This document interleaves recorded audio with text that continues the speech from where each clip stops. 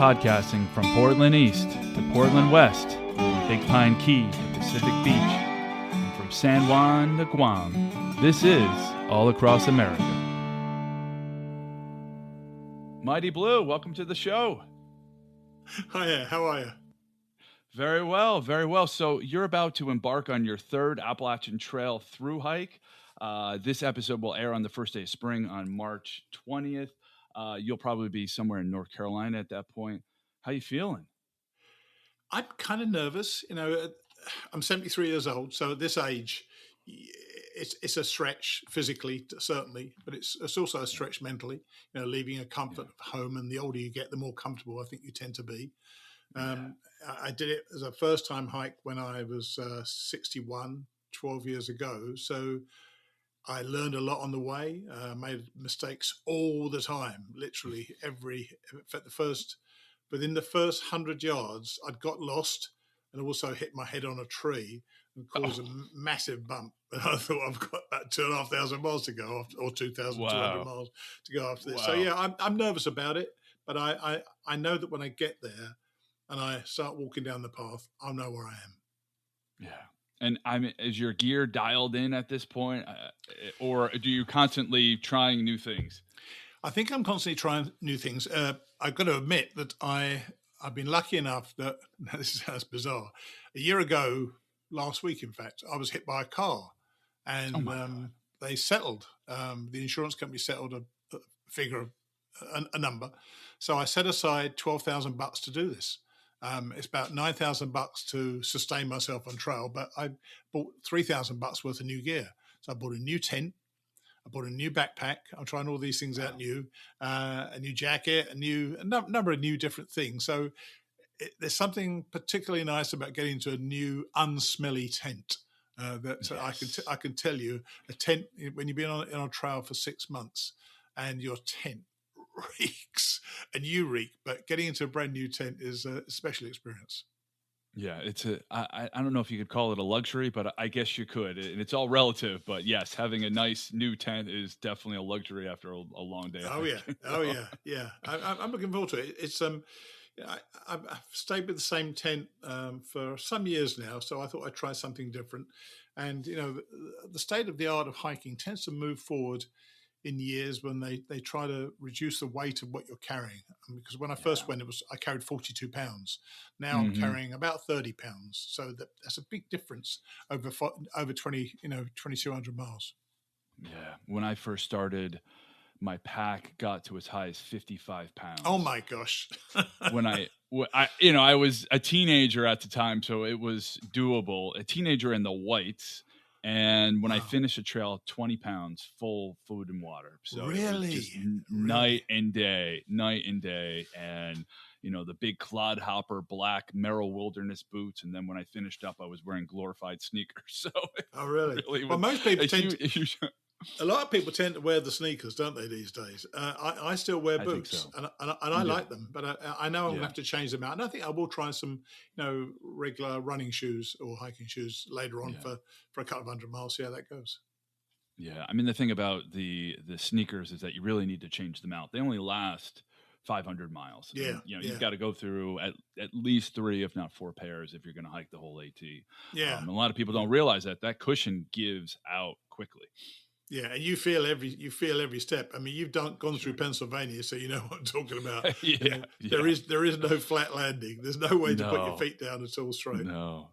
So we were talking before how you've done some hiking in the UK, and of course, there's the Triple Crown, the Big Three, the Appalachian Trail, the Pacific Crest Trail, and the Continental Divide Trail. Sure. Have you done either of those? I've hiked in the West. I've never done the Pacific Crest Trail or the CDT. Funny enough, I would have kind of liked to have done it, but my time for deciding upon another hike, I wasn't ever going to do a really long distance hike again. And then this opportunity with the money came up, and I thought to myself, there's only a certain amount of time left. Now, the window of opportunity is definitely closing, no question about it. And I think if I'm ever going to do another one, then what better than to do the one I know for the third time, and mainly because the accessibility of getting on and off the Appalachian Trail is so much easier than it is getting on and off the PCT or certainly the CDT. Yeah.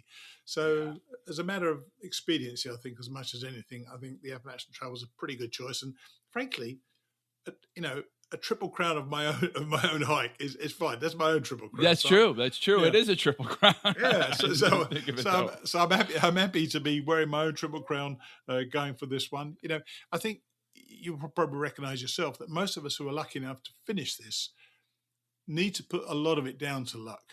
And one of the things that slightly concerned me was I've had so much luck the first 2 times I did this because I finished.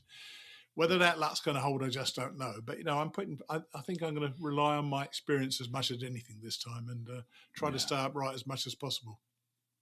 I mean, I feel like, in terms of luck, the weather is, you're going to get everything in 5 or 6 months, but it's more of a mental game than it is a physical game. If you can have the luck of not, breaking a bone or, some sort of knee problems. But do you feel like that is the truth, that it's more the mental piece to finish those 5 months than it is the physical piece? Yeah. I think, and that, I tell you when that comes in. It comes in, say, 3 or 4 or 5 days straight rain in the Smoky Mountains or something like that, where you're just inundated the whole time. You just have to suck it up and get through it. And I think you shouldn't be beyond having a break for a day, even 2 days, a 0 day they call them, where you just literally don't hike on that day and just keep out of it sometimes. And I think, I don't want to harp upon the age, but I think you become much more comfortable as you get older within your own surroundings. So I'm putting myself, that sensibility at risk in many ways. But I know that because I've got a lot of supporters from my own podcast, several are going to come out and help me out. They're going to put me up in their homes. They're going to buy me beers. Nice. Because basically it's a pub. You don't remember this because up the East Coast now, it's a pub crawl up there a lot of the way. There's so many craft breweries around there. I know several have said, I'm going to take you for a beer here, I'm going to take you for a beer there. So it's going to be good fun. Yeah, it's going to be fun. Yes. You need to be resilient, and you need to accept that, as you said, 6 months on a trail like this, you're going to get all sorts of weathers. You just have to accept that, and you just get on with it. Yeah. How has the trail changed it's been 10 years, so 12 years since your first hike? 13? Yeah. Well, certainly things are lighter, no question. I think I started when people were just starting to get into lighter packs and lighter gear generally. And I was able to, lighten my gear. My first backpack, for example, in 2014, empty, was 5.5 pounds. Mm-hmm. The second backpack in 2019 was 19 ounces. And the difference in that is remarkable, straight away. Actually, my backpack now is slightly heavier than that, but that's still fine. The other thing that's really changed is the ability to get on your mobile phone. And I don't think that's a good thing necessarily. I know that when I first, in 2014, when I go into a shelter, first thing people would do would be to sit down, check the phone, see if they had service. Mostly they didn't have service then. 2019, mostly they did have service. And that in many ways stopped the normal back and forth conversation that you must have experienced yourself on your hikes. You just go talk to each other because you haven't got your head stuck in your phone. I expect that to be even worse this year, where people will be looking on their phones and doing their emails and stuff like that. And I'm as bad as anybody else with that, by the way. Well, and speaking of technology, you're going to be still recording 2 podcasts a week throughout the whole thing. What's that look like? What kind of gear? How are you going to post? I learned how to do it. I podcasted my Camino hike in 2018 and my Camino hike last year. And I podcasted my Appalachian Trail hike in 2019 as well. This time I want to have more conversations with other people on the trail to find out what they're doing and why they're out there as well. And I bought myself this Rode microphone, and it's just little. It's got a little thing that you fit into underneath your iPhone, into the charging point of your iPhone. It connects with two microphones, and you use as a road reporter app. I can transfer that into a software called Backpack, and I can then put the whole show together from backpack. I don't have to edit it, and I can't really edit it. And then when I get service, I will upload the episodes. So they may not be on time always, but they'll Right. be there. Day number, for example, the first one will be the Thursday after I start. I've already got the artwork for it. It's Appalachian Trail, episode number 532, I think. Days 1 and 2. Next one will be days 3 to 6, and then so on from there. It's Wow. doable. And It's doable. road RODE. Yes. Yeah, Okay. yeah. They're $100, and the sound is pretty darn good. So I'm very pleased with that. Okay. And this app seems to fit. It's a Rode app, so it should work with the Rode micro microphones. And yeah, so that they should be fine. I am a bit concerned about taking too much of my time with the podcast, but it's I can mix the things up. But it seems like your podcasting kit is just a couple of ounces. Oh yeah, there's no weight at all. It's a tiny thing. I've got a little connector, and it's going to work much better than I would imagine it was going to work. And a friend of mine told me about these Rode microphones 2 months ago, and they've worked out so far pretty well. And the app is called Backpacker. There's a specific program on your phone. It's called Backpack Studio, and it's got all these soundboards. You import certain MP3s. Files, and you populate the soundboards. Once you've got them all in place, so an interview with you, interview with somebody else, my recounting of the day, my recounting of the next day, put those in all these different soundboards, and you then press record. You click on the first soundboard, it plays the introduction to the show and the music. Then you click on the third one, and it's me talking about the introduction.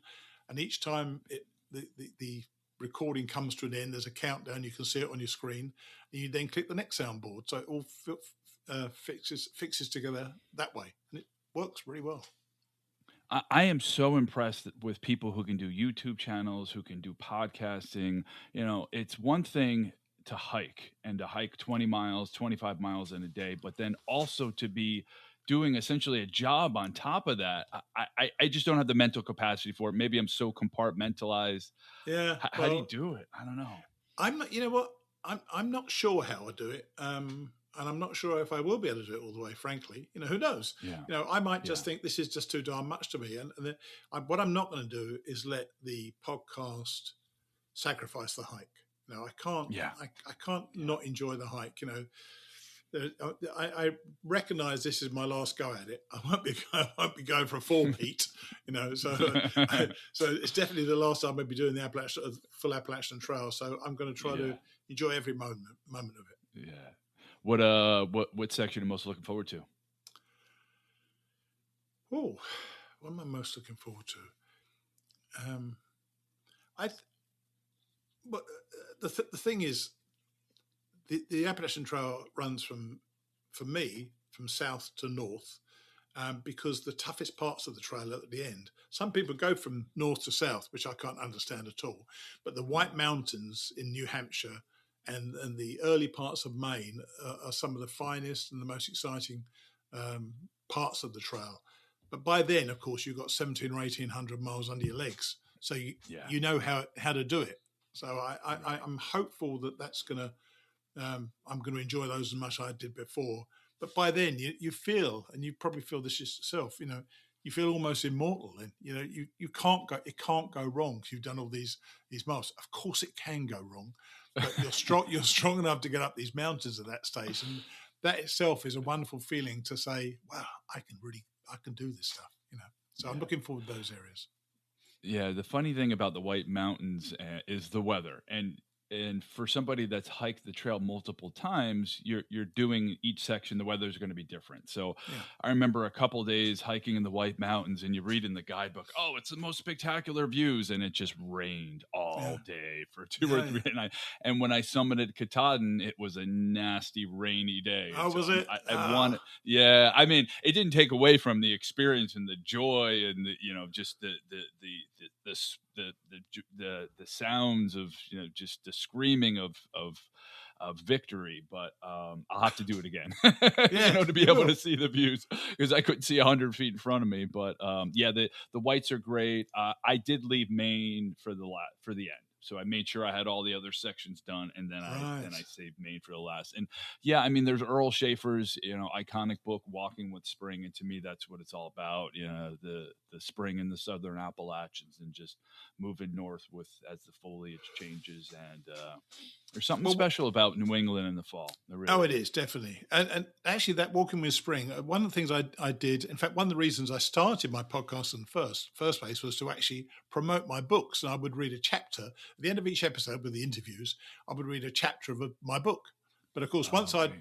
got to episode number 58, I was out of chapters, so I started reading other books. I've read the Grandma Gatewood book. I've read Walking with Spring by Earl Schaefer, and several other books as well. And that was quite a popular part of the show.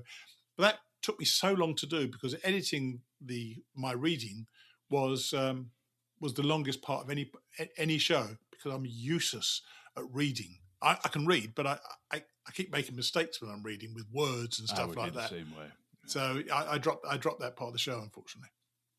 He's a really great gentleman. I had the chance to meet him at Trail Days in 1999 in Damascus, Virginia, and he gave a speech. Wow. And, it was maybe 100 of us in, I don't know, a small church there, and that was very cool.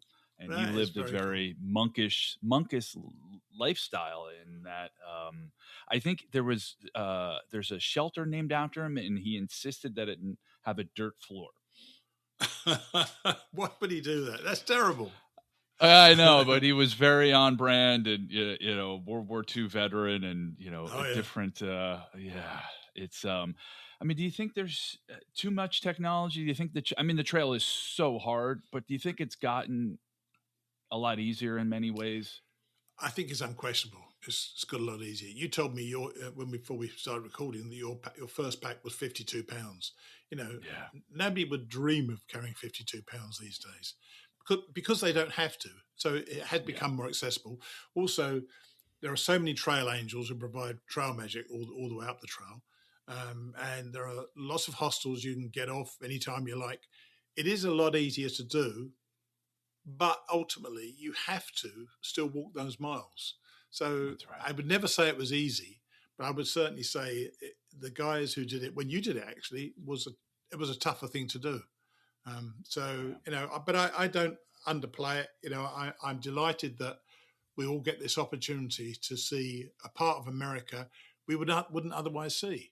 And I found that to be a privilege on the way up there, and to meet so many people who had my back. I felt that everybody was friendly. I'd get off the trail because I wanted to go into town, and I didn't want to walk 4 miles into town. I'd try to hitch a lift. I'd always get a lift.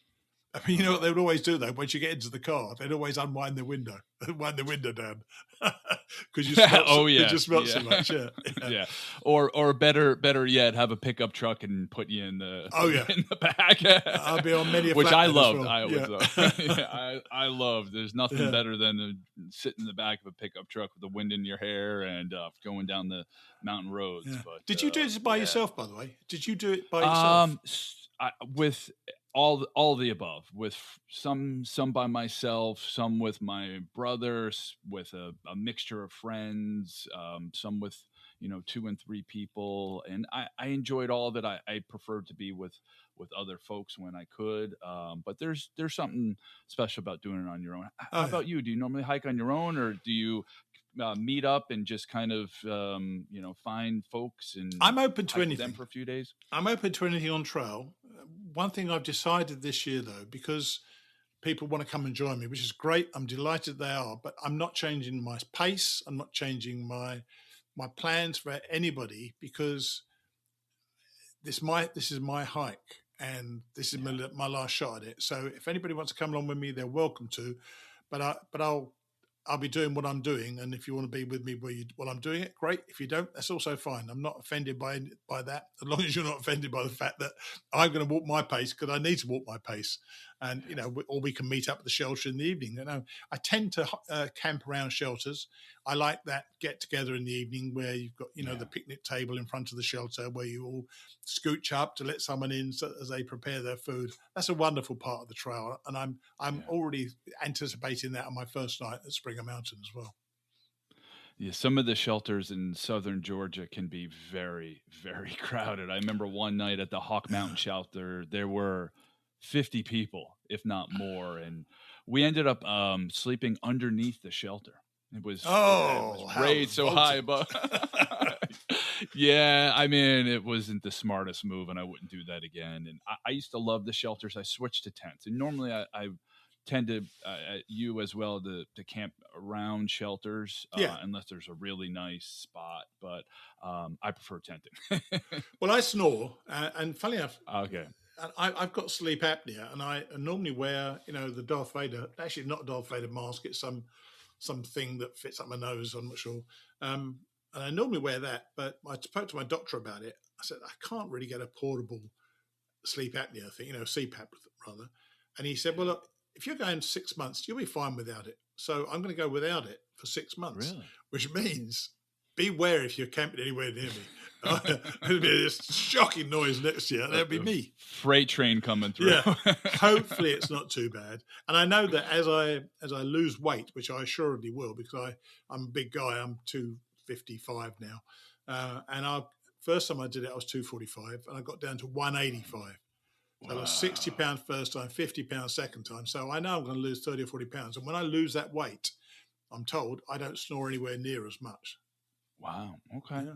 Have you been intentionally treating yourself very well at the dinner table, knowing that you're going to be dropping a lot of weight?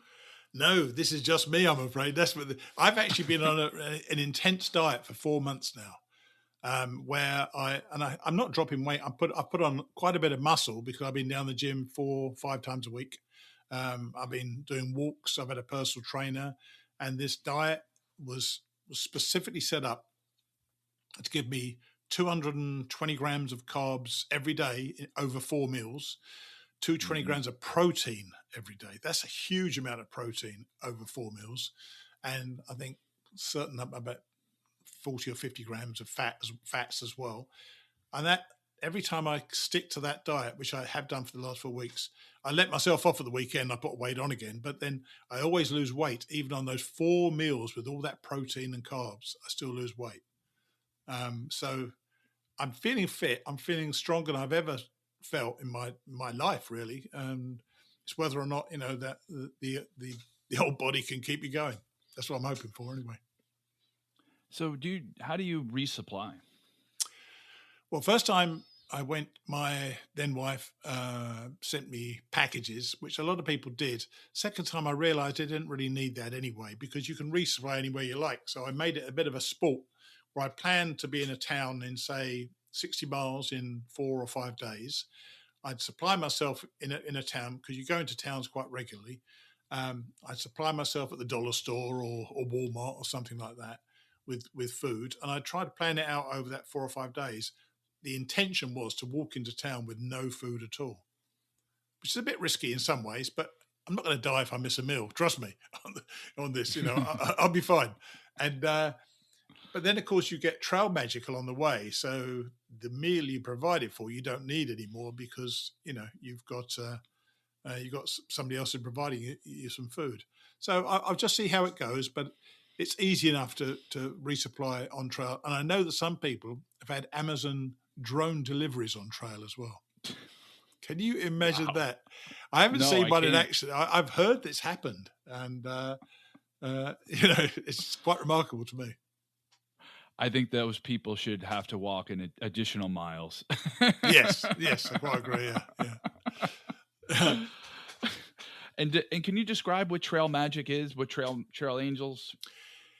Yeah, the original intent of trail magic was something serendipitous that happened to you from the kindness of somebody else. And that's still the real, true meaning of trail magic.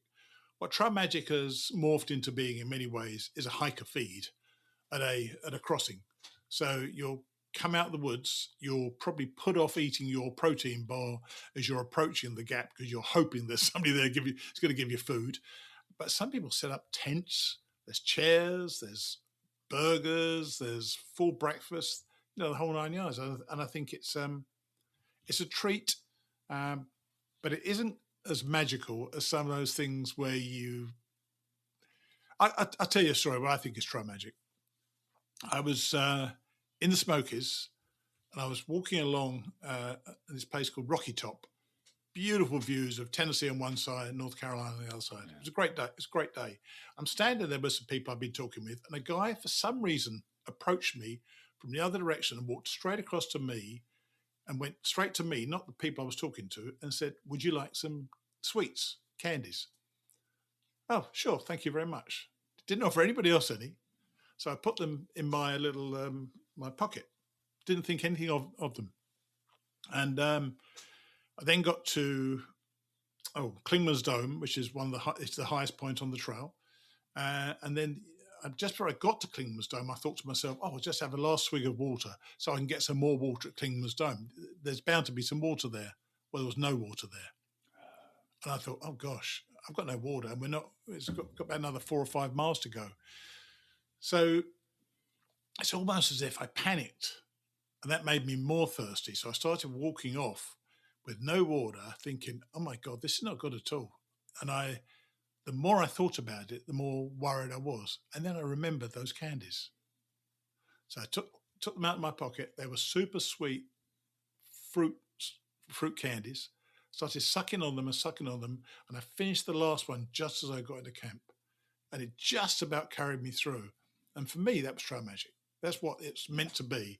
I needed something. This guy saw me and came straight to me, ignored everybody else around me, gave me those candies, and there they were when I needed them. That's trail magic. Yeah. And it's not a feast. It's just serendipitous. It was absolutely serendipitous. In fact, I sprinted down to the stream to get water from the stream, and I glugged 2 liters just straight away because I was just so thirsty. But this had just kept me going. For me, that's one of the things that made me so appreciative of is water. It seems so simple, but throughout my whole life, I've been such a big water drinker, and I've had a couple people in my life that have had kidney stones recently, and I'm hoping to stave those off because I've had so much water to drink in my life, and so much of that is, I think, because I spent so much time hiking and have had situations where I felt dehydrated and appreciate water. And, I was ahead of the curve on the water bottle. These days, like every child, including my 2 sons, have way too many water bottles. Well,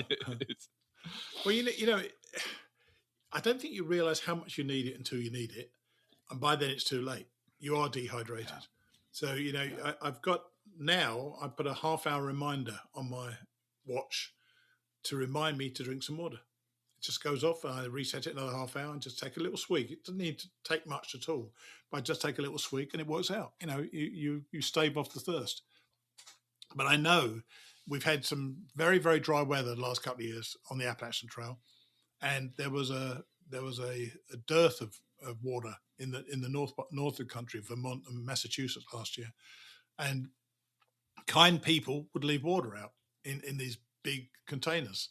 So that's another bit of trail magic. So I'm slightly concerned about that because I know that you just need the water to keep going because you're sweating so much all the time.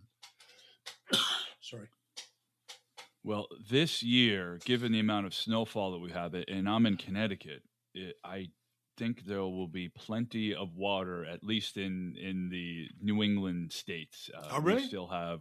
Oh, yeah. We've had a record year of snowfall. Oh, really? So it was very dry. The reservoirs were very low last summer and fall, but we have a lot of snow still on the ground. And I walked out the other day, dropped my kids off at the bus, and I saw grass and a grass. So yeah, it's not springtime here. It's getting there, but yeah. So my hope is that there will be a lot of water this year, and that's my hope for you and all the hikers on the trail. So. Well, we appreciate that. I tell you.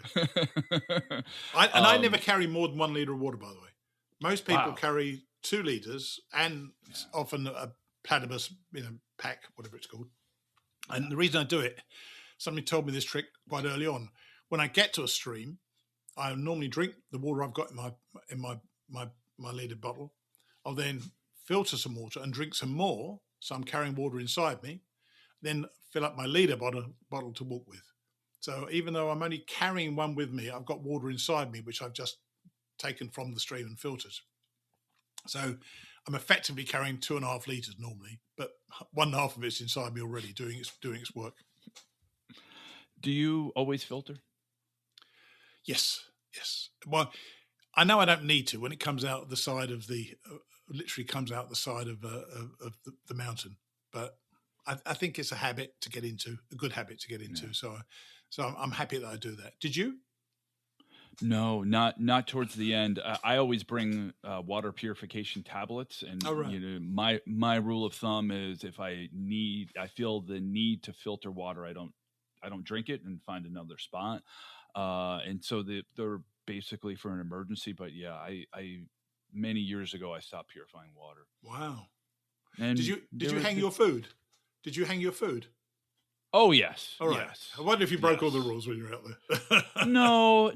It's just I've always thought of experience as the most important thing, and to know what situations can be scary and what really aren't. And I realized that a lot of folks that thought they got Giardia, which is the main waterborne disease that people fear, was more likely to be a norovirus that is passed around by hikers who are washing their hands. Yeah. And that has been much more of an issue on the trail. And is that something you're concerned of? And I've certainly seen more of that over the years. Well, I'll be concerned if I catch it. Yeah. But I'm not, I'm a pretty clean guy generally. Yeah, obviously you get somewhat feral when you're out there, and that's something I kind of embrace in many ways, but I've always got the hand sanitizer on me, so I'm always going to sanitize my hands as much as possible. I will never share out food. By the way, I don't in real life either. I never let anybody tuck into my plate of food, never. So I won't be sharing food. And I don't take anybody else's food either, unless it's somebody who gives me a banana, which I can unwrap. I'm very aware there's possibilities out there of getting very sick very quickly, and I don't need it. I don't want it. So I'm happy to be with somebody, spending time with somebody, but I'm happy to be by myself as well. Either thing works for me. The episode that just aired today was with Andrew Harrington, who is the leader and founder of BUSAR, which is the Backcountry Unit Search and Rescue in the Smokies. Oh, right. And they've had to airlift out hikers from some of the shelters who have had such severe norovirus that they needed immediate attention. So it's no joke. But the Smokies have got that strange rule where you've got to stay in the shelter. That's right. Unless it's full. So they have got, and they allow it to fill up beyond its capacity. And so you've got people literally, snuggling up to each other. They're close at hand anyway. I just can't wait to get out of that shelter so I can get in my tent. That's where I want to be all the time. Also, am I right in saying, and I think I am right in saying it, that there are no privies at Smoky shelters. I'm pretty sure there are no privies there. And that we used to refer to the toilet paper minefield, where you used to go and try to find somewhere. And there was toilet paper all over the place. So pretty unpleasant. Yeah. And one of the things I've learned about norovirus, and correct me if I'm wrong, that hand sanitizer doesn't kill the norovirus, that it needs to be from washing your hands, which of course is hard to do when you're in the backwoods. It is, but not only do I carry sanitizer, I also carry camp soap as well with me. So if I come to a stream and I've got any doubts about my hands, I will always wash my hands as soon as possible. Yeah. But my concern, it's a bit like when I'm driving on the roads, my concern isn't my driving, it's other people's driving. 100%. In much the same way, it's other people's sanitary habits, or insanitary habits.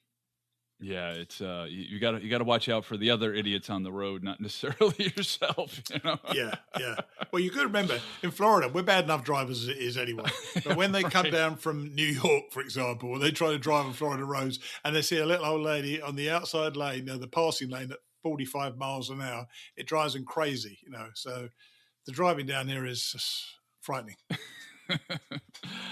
Any luxury items that you like to carry? Of course. Yeah. everybody tells me I'm wrong about this, by the way, but I carry a chair, 1 pound chair, and it why I love it so much, it takes my weight, and I set it up at the end of the day by my tent, and I will sit and read. I've got a Kindle with me. That's another luxury item. I don't want to read on my phone because I don't want to use up the battery on my phone. Mm-hmm. And I'll sit there and just hang out and read on my Kindle and my chair. And everybody says, you can sit on a log, you can sit on a rock. Yeah, you can. And it's really uncomfortable. My chair is really comfortable. I can fall asleep in my chair. You try falling asleep on a log. Ain't gonna happen. Yeah. I mean, I guess the theory between being ultralight is you can be miserable on the trail or miserable at camp, and trying to find that happy medium. Yeah, listen. I'm a big guy. I can carry 30 pounds, 35 pounds. Doesn't bother me in the least. That's not a problem. So an extra pound for a chair is well worth it from my point of view. So let's talk about hiking your own hike. What are different styles of hiking? What have you seen? What works? What do you recommend people avoid? Hiking your own hike. Well, they need to avoid what's written in Facebook for a start, because Facebook has become, certainly in a lot of hiking circles, a bit of a cesspool of misinformation and sad information. And I think they have to go to any trail, and that this doesn't apply to the Appalachian Trail. It applies to any trail you go to. You can't take it on. You should start slowly. Everybody should start slowly. 8 miles a day is more than enough for most people when they first start, because you've got to get used to the rhythm of your hike. You've got to the way in which the shelters are spread out on the first state is they're about 8 miles apart, 9 miles apart, 10 miles apart, and get into the rhythm of the hike and make sure you're comfortable with your gear. You know where everything is. You know how to get around your tent, which may sound silly, but you've got to know what's in your tent when it's pitch dark at night, and just feel comfortable in your surroundings and don't try to take it on. Let the trail come to you, and stay within what you can do. And I know roughly what I can do, or what I could do 7 years ago. Whether I can still do that, I'm just about to find out. And if I need to go slow down, I'll slow down a bit. And I see this happen a lot. Groups of youngsters particularly get together, and 2 or 3 of them are much slower than the leaders, and they'll walk way too fast for their own pace to keep up with the leaders, and then they get injured, or they don't enjoy it as much as they should do. Hike your own hike means literally that. Do whatever it is that makes you comfortable. If you find somebody with a similar hiking pace, hike with them. But if you find somebody who's going much faster than you and you're struggling every day to keep up with them, don't do that. It's just not worth doing. Just be out there and enjoy the hike for what it is, and meet other people. There's always going to be somebody else comes along, and you'll find that they're all out there learning their way, working their way forward, and learning how to do this as much as you are. I know damn well I'm going to fall over. I know, because I always do.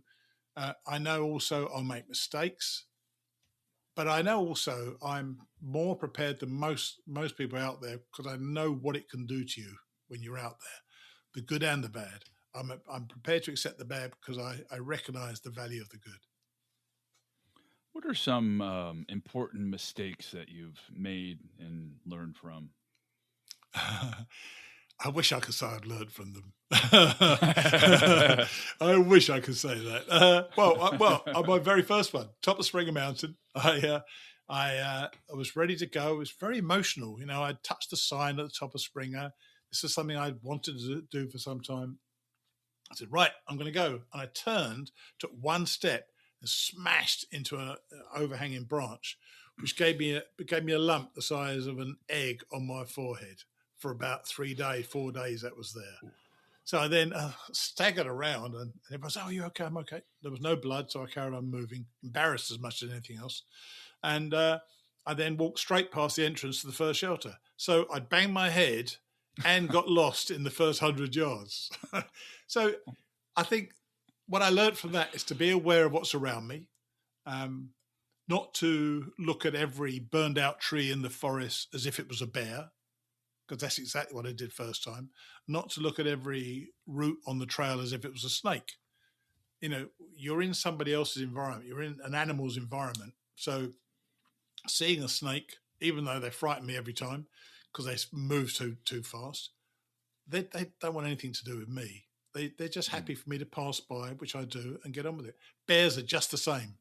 They are not in the least bit interested in eating me or killing me. They'd like to eat some of my food, so I'm very careful about that. So, yeah, mistakes you make. I think going too fast is definitely the biggest mistake. People start off too fast until they've got into what the rhythm is. Learning to the importance of water, which you said you learned that as well. I don't think we really think about that much until we get out there. And then you realise how important water is, and how badly and how quickly you can deteriorate, and your judgment, your thinking process slows down dramatically when you don't have enough water as well. And so I think that's something to think about. Eating like a condemned man is fantastic, by the way, because you can eat literally as much as you wish. They say the average guy burns between 5,000 and 7,000 calories a day, and I'm sure that's true. So I once had 2 large pizzas because I could. So yeah, enjoy that. What else? Mistakes you make. Running on trail, stupid. No, never saw any point in that, but I've seen youngsters run past me. And just taking the trail on, you just can't. It's too big for you. So just accept you're a small part in a very large part of the country, and just enjoy it and let it unfold as it comes to you. Yeah. What did you learn? What did you learn, by the way, from it? I injured myself carrying too much weight, and so just trying to protect my knees. I really loved being a section hiker because it was a logistical challenge, which I didn't love, but I really liked being able to see more of the Appalachian communities than I otherwise would have Oh yeah. if I was just a thru hiker, because the thru hikers have their trail towns that are within 4 or 5 miles of the town. But I got to see a little bit more. And I was a student at Appalachian State in Boone, North Carolina during some of the time I was hiking the trail. Wow. Yeah. Beautiful little town. Oh yeah. So I play a little fiddle, and, just understanding and appreciating old time mountain music, and, just knowing how different, Irwin, Tennessee is from Hanover, New Hampshire, and just seeing the cultural differences, and tenting more towards the end than the beginning, and just meeting all sorts of new folks and seeing how things changed, and appreciating that of all the stuff that we have. And I have a house, and I've got a weed whacker and drapes and lamps and a record collection and books, and knowing that you could be fine and happy and comfortable with 20 pounds, and that's all you have. Oh yeah. That's all you need in the world. And I live by my life by lists and to-do lists and checklists. And when you're on the trail, your checklist is put one foot in front of the other. That's what we often say. We often say on the show that it's the beauty of being on trail is that there are so few options. And while we love the fact in so-called real life that we have all these options of things we can do, and it's an exciting day, you can go to the movies, you can go and to eat a high-end restaurant or a low-end restaurant, you go and have a drink in a bar, you can go do all sorts of stuff. When you're on trail, you either walk or you don't walk. And then you find somewhere to sleep, and you find somewhere you can eat, and get some water. That's pretty much your day. And, there's a beautiful simplicity to that, which never gets old. I know a lot of people have said to me, they just couldn't wait for it to be over. And yet other people, I know that I was catching up with youngsters when I first went, and I thought, why are they slowing down so much? And when I started speaking to them, they were slowing down because this was the most real real thing they'd had in their life, and they just didn't want it to be over. So they were taking 2 and 3 days just camping on trail because they loved it, and they didn't want to go back to so-called real life. Yeah.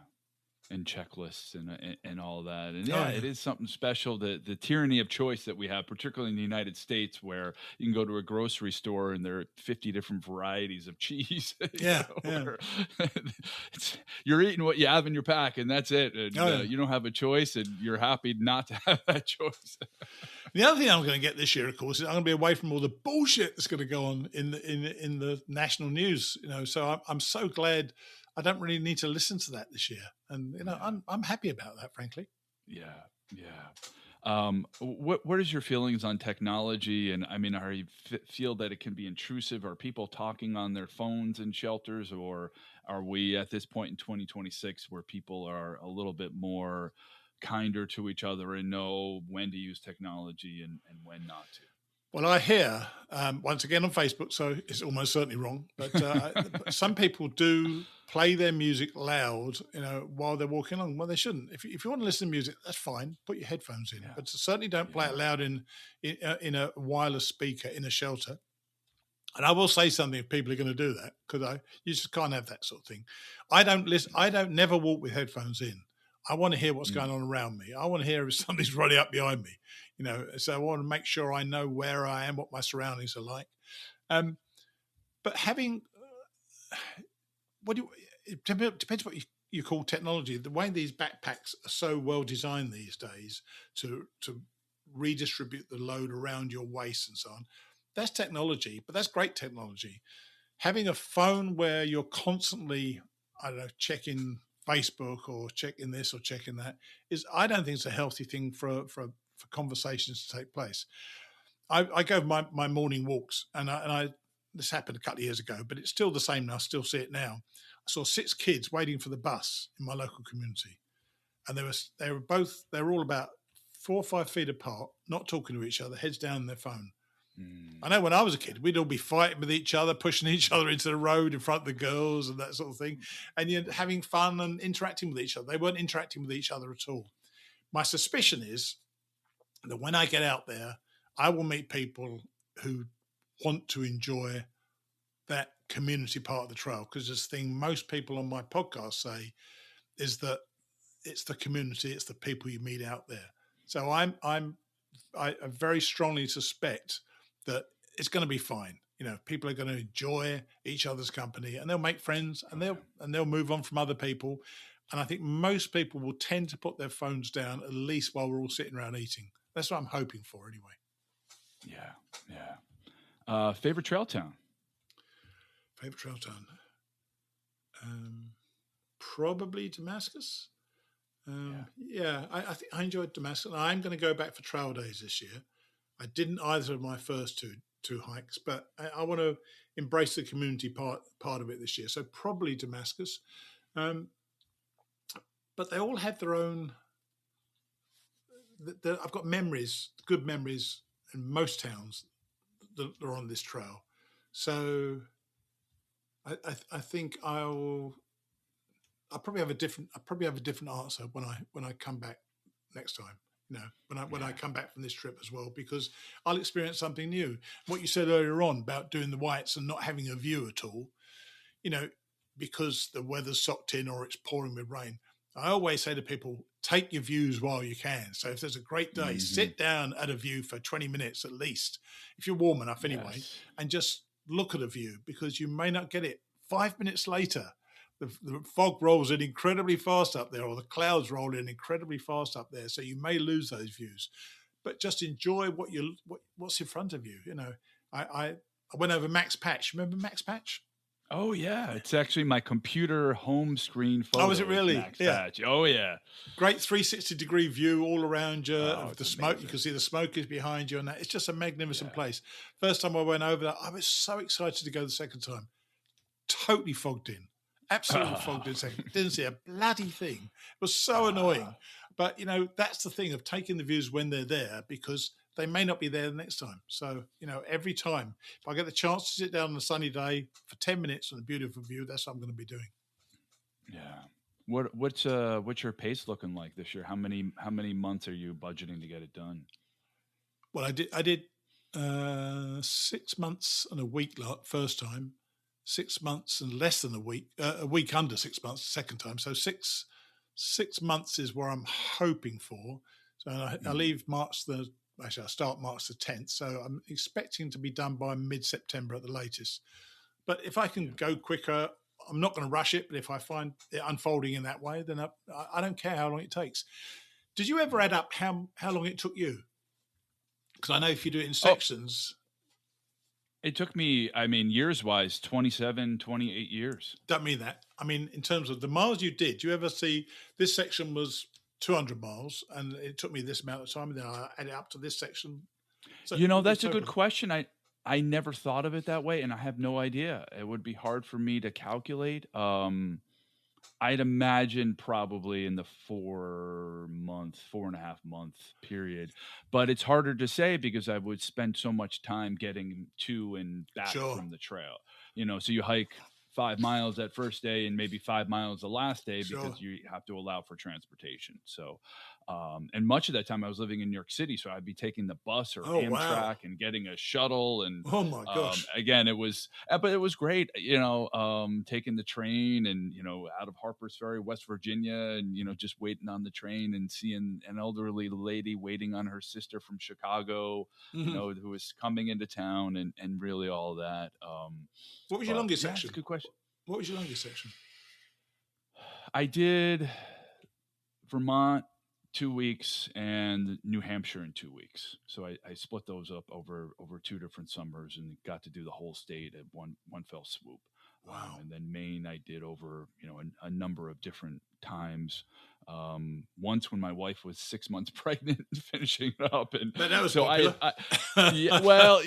she knew what she was signing up for. And, I'd always an independent streak, and I married somewhat later in life. And, it just worked out, and my son was a year old when I finished up the trail. So, what I think about you section hikers. My network is called Hiking Radio Network, and I've got a show called Just a Section Hiker, because I think section hikers definitely have the toughest way of doing this, because you've got to start again every single time. And what you just said almost brought chill to my spine. The thought of starting New Hampshire and getting that done from a standing start is a nightmare. Yes. It was hard. I mean, I was young enough where it wasn't too much trouble, but I don't know. I mean, I've always had that with me, as just walking, and I've recently taken up running within the last year, and I think that had been something that had been missing. And, when living in New York City, you're relying on public transportation and in your own 2 feet. So I walked 2 miles a day just getting back and forth to work. So it wasn't so hard for me to get on the trail and have a bit of trail legs and feel like I was in good physical shape. But I think after having moved out of the city, I wasn't walking like I was, and I've got a lot of energy, which could be a blessing and a curse. So I've now been running, and that's been my way of activity that I was missing. So I ran 5 miles this morning, just before speaking with you. So I walked 4 miles this morning. That's great. I used to live in New York City, and I used to get around by bike a lot, but the roads are so crazy. I used to go up the West Side Highway all the way up to the George Washington, and then back again. I lived in Battery Park City. It was great.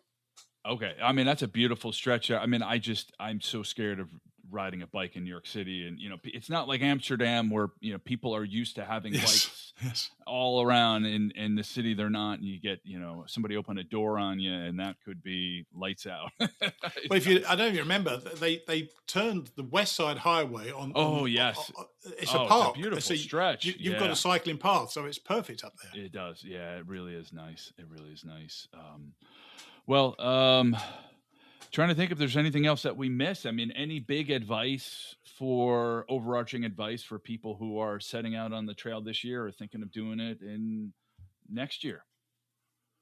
Just learn your gear, learn what you've got, learn what works for you. I put my tent up again this morning, funny enough, after my walk, just so I can remind myself, and learn how to put your tent up. It sounds so obvious, but once you get there, you've got all these people around you, probably as nervous as you are, and they've looked at their tent setup video about 40 times like you have, but you're under pressure now. You've got to put it up properly. So learn how to do that stuff.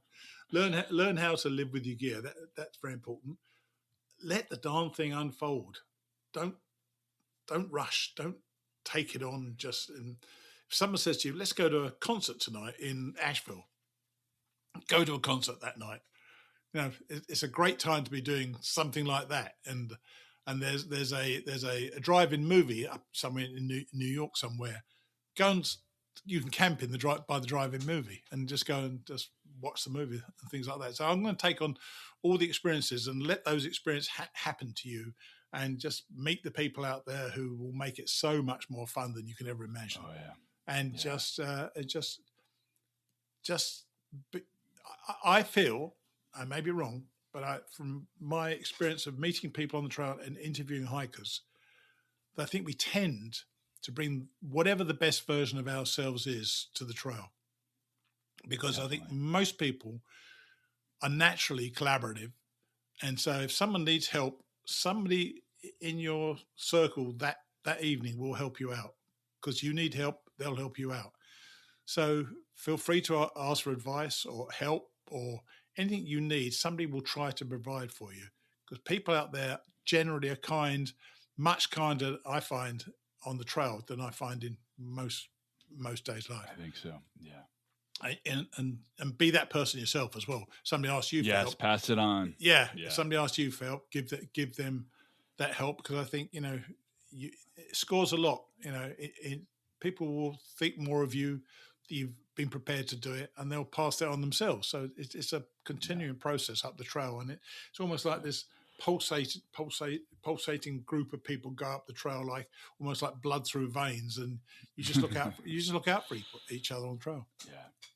I mean, that's one of the wonderful things about the Appalachian Trail is, of course, the beauty in the mountains, but it's also the people as well. No question, and it's always my number one takeaway, and I know I'm going to feel the same this year as well. Yeah. Well, Mighty Blue, how can people find out more about you? They can go to hikingradionetwork.com, and I've got 8 or 9 podcasts there. Some are complete hikes from other people, but my main show is Mighty Blue on the Appalachian Trail. Not the most imaginatively titled show, I must admit. But I'm Mighty Blue after my soccer team in the UK, by the way, who were not in the least bit mighty. So Mighty Blue was not your government name. That was not my government name. You're right. Yeah. So hikingradionetwork.com. I really don't do much of the other social media. I post on Facebook from time to time, but I'm pretty irregular there. But to find the podcast, that's where you need to go. And if anybody wants any advice, just email me, steve@hikingradionetwork.com, and that will do it. Excellent. Well, Mighty Blue, it's been a pleasure. Thanks for being on the show. Thank you so much. I really enjoyed it.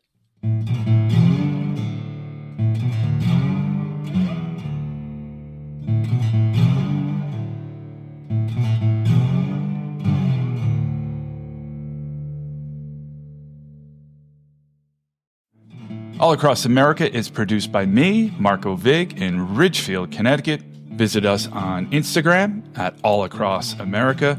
Check out our website, allacrossamerica.com. There's an interactive map with all our episodes, and there's a Contact Us page where you can send your reactions, guest ideas, and suggestions. So get in touch, stay connected. To me, that's what podcasting is all about. Thanks for listening.